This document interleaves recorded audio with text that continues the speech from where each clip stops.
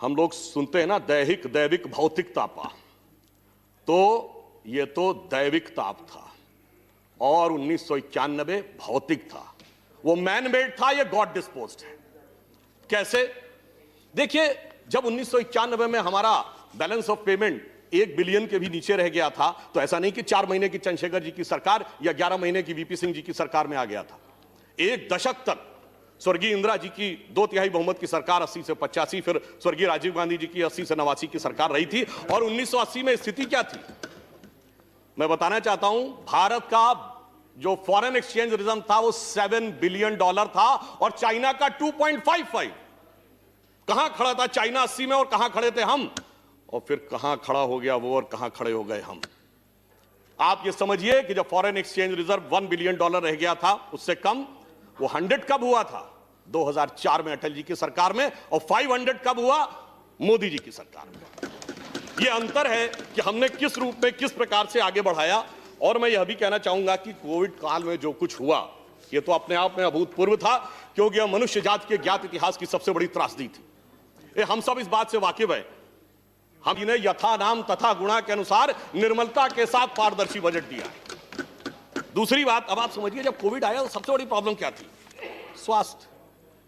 और जैसा कि हमारे साथ के वक्ताओं ने बताया, प्रिवेंटिव, क्यूरेटिव और वेलनेस सबका, तो स्वास्थ्य पर सर्वाधिक ध्यान दिया जाना था। स्वाभाविक रूप से यहां पर जो स्वास्थ्य में बढ़ोतरी हुई, तमाम वक्ता बता चुके हैं, 137% की हुई। परंतु मैं यह कहना चाहूंगा कि जब हम कोविड की बात करते हैं तो कहते हैं मेडिसिन के साथ साथ लॉन्ग टर्म इम्यूनिटी भी चाहिए। यानी हमारी जो अंतर्निहित शरीर की प्रतिरोधक क्षमता है वो बढ़नी चाहिए। वही तो सरकारें बहुत से काम करती हैं।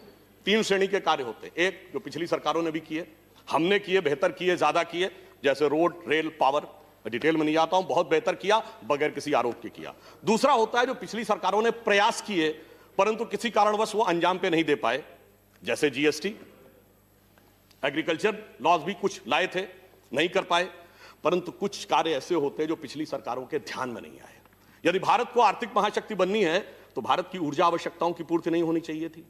यदि ऊर्जा आवश्यकताओं की पूर्ति होनी थी तो शायद यह नहीं सोचा होगा किसी ने कि सोलर एनर्जी तो सोची होगी, परंतु सोलर अलायंस बनेगा और उसका नेता भारत बनेगा, यह किसी ने नहीं सोचा था। यह हमारी सरकार ने करके दिखाया और इस बजट में 1000 करोड़ रुपए का प्रावधान दिया है। और इस बजट में एक और चीज की है, हाइड्रोजन एनर्जी का एक कमीशन बनाने की शुरुआत की है। यानी क्लीन एनर्जी की दृष्टि से भारत नए सिरे से कैसे आगे बढ़ेगा, वो एक ऐसी चीज है जो कि उन्होंने इसमें करके दिखाया है।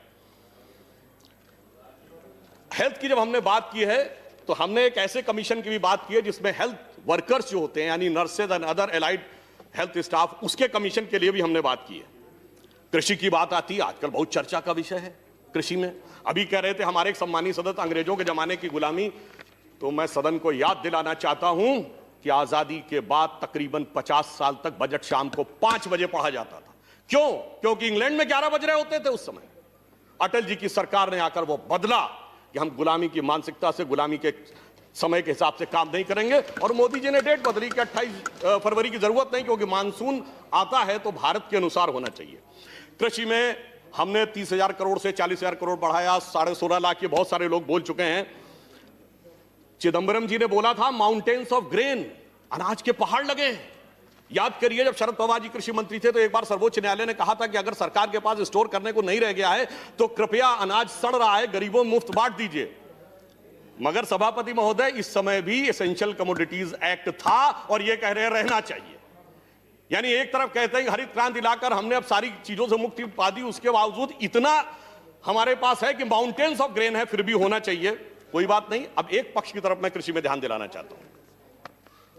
WTO 2013 तक WTO ने जिस प्रकार का शिकंजा हमारे ऊपर कसना शुरू किया था और उसका यह दबाव था कि 2017 तक बहुत सी चीजें मान लें, तो शायद हम कृषि में वो आज सब्सिडी देने की स्थिति में नहीं होते। इस संदर्भ में मैं वर्तमान वित्त मंत्री और तत्कालीन trade and commerce minister Nirmala ji का एक बयान जो इसी सदन में दिया गया, उसको कोट करना चाहूंगा। जब विपक्ष के श्री केसी त्यागी जी ने पूछा था तो कोट कर रहा हूं, passionately answer Shri K C Tyagi that we don't allow our farmer prices और agriculture production to determine by somebody else outside.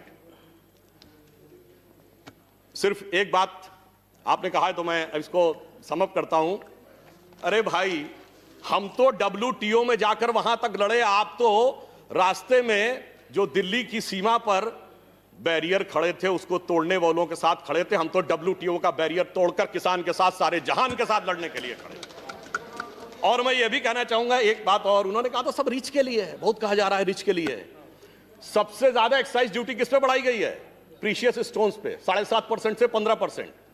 2.5% agriculture से अलग से लगा है, किसके लिए? प्लीज किसान के लिए। और 2.5% एग्रीकल्चर सेस किसके लिए? सोने और चांदी के लिए। यानी मणिमाणिक को महंगा किया है और अनाज को सहज किया है। एक पंक्ति कहूंगा, हम प्रेरणा कहां से लेते हैं? मणिमाणिक महंगे किए, सहजे तृण जल नाज, तुलसी सोई जानिए राम गरीब नवाज। और अंत में एक बात, एक वाक्य कह दूं, इसमें सबके लिए है। इसमें कृष्ण के लिए भी है, सुदामा के लिए भी है, कृष्ण के बड़े भाई बलदाऊ जिन्हें हलदर कहते हैं यानी किसान के लिए भी है, एकलव्य के लिए भी है, और जो बहुत बुजुर्ग हैं पितामह भीष्म और द्रोण के लिए भी है। परंतु एक गलती कंक्लूड कर दी है वित्त मंत्री जी ने कि शकुनी के लिए कुछ नहीं छोड़ा है। इस कारण से पासे फेंके जा रहे हैं महाभारत करने के लिए। परंतु आश्वस्त रहिए, ये बजट जानते कहां ले जाएगा? जो हम नित्य प्रार्थना करते हैं, परम वैभवम नेतुमेतत् स्वराष्ट्रम समर्था भवत्वा शिशाते भृशम। धन्यवाद। Thank you.